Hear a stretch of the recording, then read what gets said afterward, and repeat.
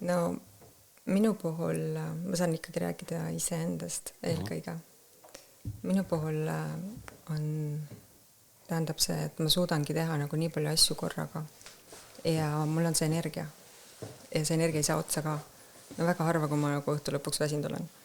Ja ma nagu, see on mulle nagu oluline ja loomulik, et ma teengi nii palju asju ja ma ei oskakski teha nagu vähem.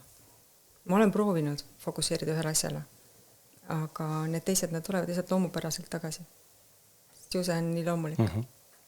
Et kui ma oma coachingus siin ka klientidega istun ja kuulen, on päris palju inimesi, kellel on seda ATH-d võib-olla sees, see ei pea olema full blown nagu täis ulatuses seal.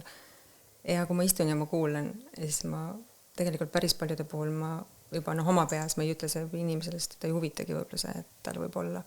Ma kuulen, et okei, ma räägin veel ühe ATH-ga siin juttu.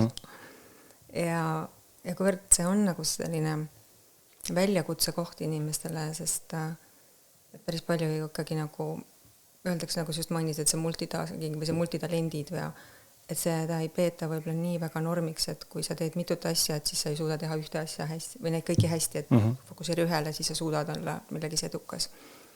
Siis ma natukene nagu lähen mitte trotsi täis, aga ma mõtlen, et see on natuke nagu ajale jalgu jäänud arvamus minu jaoks.